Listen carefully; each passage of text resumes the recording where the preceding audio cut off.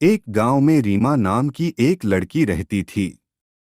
वह अपनी 12वीं की परीक्षा पास करने के बाद रीमा अपनी आगे की पढ़ाई के लिए शहर के एक कॉलेज में दाखिला लेती है। इसी कॉलेज के पास ही एक गर्ल्स हॉस्टल था जिसका किराया कम होने की वजह से वहां कई लड़कियां रहती थी। हालांकि दरअसल 3 साल पहले इसी हॉस्टल में काम करते हुए एक मजदूर की जान चली गई थी और तभी से इस हॉस्टल में कोई न कोई भूतिया घटना होती रहती थीं। हॉस्टल में रहने वाली लड़कियों को हिदायत दी गई थी कि रात के वक्त सभी अपने दरवाजे हमेशा बंद करके ही रखें। आज रीमा का हॉस्टल में पहला दिन था, लेकिन पहले ही दिन से हॉस्टल में रहने वाली लड़कियों ने उससे कुछ ऐसी डरावनी बातें बताई जिससे उसे हॉस्टल में रहने से डर लगने लगा। लेकिन रीमा एक सामान्य परिवार की लड़की थी और उसके परिवार की कम आमदनी के वजह से यहाँ रहना उसकी मजबूरी थी। हॉस्टल में रात होते ही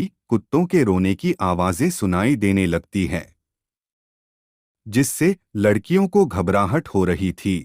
हालांकि पहले से रहने वाली लड़कियों को ऐसी आवाज़ों की आदत थी, इसलिए उन्हें तो कोई खास फर्क नहीं पड़ रहा था। लेकिन रीमा रात भर जागती रहती है।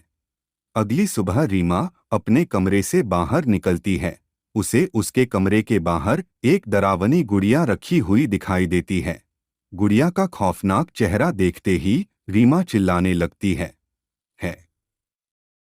उसकी आवाज सुनकर कई लड़कियां अपने कमरे से बाहर आ जाती हैं और गुड़िया देखकर वह भी दहशत में चीखने लगती हैं। सभी लड़कियों का शोर सुनकर हॉस्टल का चौकीदार अंदर आ जाता है।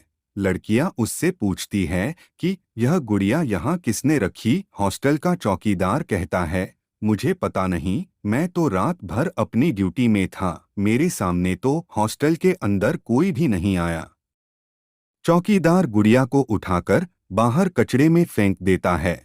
रीमा का हॉस्टल में पहला अनुभव ही डरावना था। वह किसी कदर अपने डर को काबू में करते हुए बाकी लड़कियों के साथ अपने कॉलेज पहुंच जाती है। कॉलेज में सारा दिन हॉस्टल की उसी गुड़िया की चर्चाएं चल रही थी जिससे रीमा का दिमाग खराब हो चुका था, क्योंकि वह पढ़ने आई थी लेकिन यहाँ उसे कुछ अलग ही माहौल मिल रहा था। कॉलेज की छुट्टी होते ही वह अपने हॉस्टल पहुंचकर कमरे का दरवाजा खोलती है। अचानक उसे उसके बिस्तर पर वही डरावनी गुड़िया बैठी हुई नजर आती है। वह जोर जोर से हॉस्टल की लड़कियों को आवाज लगाती है और जैसे ही लड़कियां आकर देखती है वहां कुछ भी नहीं रहता। रीमा अपनी बात में जोर देते हुए कहती है, अभी मैंने उस गुड़िया को देखा था, पता नहीं कैसे अचानक गायब हो गई। रीमा धीरे धीरे डर के काबू में आती जा रही थी। हर रात उसे खौफनाक सपने आने लगते हैं।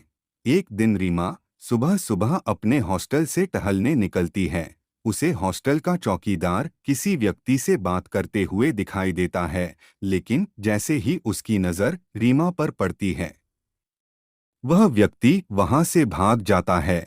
उसे भागता देख रीमा को चौकीदार पर शक होता है, लेकिन वह उसे नजरअंदाज करके आगे बढ़ जाती है। कुछ देर बाद वापस आते ही रीमा देखती है कि चौकीदार वहां नहीं है, लेकिन उसका कमरा खुला हुआ है। वह चौकीदार के कमरे के अंदर घुस जाती है। दरअसल रीमा को लग रहा था कि चौकीदार बाहरी लड़कों को हॉस्टल की लड़कियों की जानकारी देता होगा, इसलिए वह उसके बैग को चेक करती है। बैग के अंदर बहुत से पैसे रखे हुए थे, जिन्हें देखकर वह सोच में पड़ जाती है कि छोटी सी नौकरी में चौकीदार ने इतने सारे पैसे कैसे इकट्ठे कर लिए।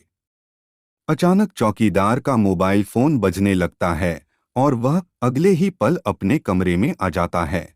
चौकीदार के आने से पहले रीमा कमरे में रखी अलमारी के पीछे छुप जाती है और चौकीदार की बात सुनने लगती है। कुछ ही देर में उसे पता चलता है कि हॉस्टल में भूत की अफवाह किसी के कहने पर फैलाई जा रही है और यह वही व्यक्ति है जिससे चौकीदार बात कर रहा है। रीमा तुरंत चौकीदार को रंगे हाथों पकड़ लेती है। रीमा को देखते ही चौकीदार हक्का बक्का हो जाता है और अपने कमरे से भागने लगता है। लेकिन रीमा के आवाज लगाने पर कुछ लोग चौकीदार को दबोच लेते हैं। रीमा भीड़ के सामने चौकीदार को गुस्से से कॉलर पकड़कर पूछती है, बताओ हॉस्टल के भूत के बारे में तुम क्या जानते हो, वरना तुम्हें पुलिस के हवाले कर देंगे। पुलिस का नाम सुनते ही चौकीदार के पैर कांपने लगते हैं और वह तुरंत ही हॉस्टल में भूत की अफवाह फैलाने की बात कबूल कर लेता है।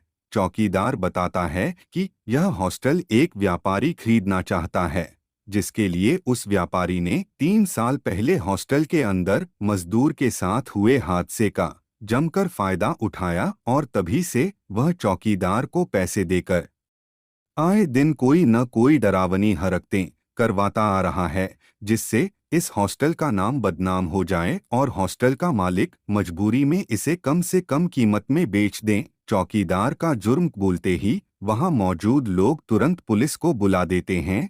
पुलिस मुख्य अपराधी को चौकीदार की सहायता से गिरफ्तार कर लेती है। जैसे ही हॉस्टल की लड़कियों को नकली भूत की कहानी पता चलती है तो उनकी जान में जान आ जाती है और उनका सारा डर खत्म हो जाता है। सभी लड़कियां रीमा के बहादुरी भरे कारनामे की खूब तारीफ करती है। हॉस्टल का मालिक भी रीमा के साहस भरे कार्य को सम्मानित करने के लिए उसे हॉस्टल के अंदर आजीवन निःशुल्क रहने की इजाजत दे देता है। रीमा ने अपनी सूझबूझ और अक्लमंदी से लड़कियों के साथ साथ अपना भी भय का भूत खत्म कर लिया था और हॉस्टल भूतों की दुनिया से आजाद हो चुका था।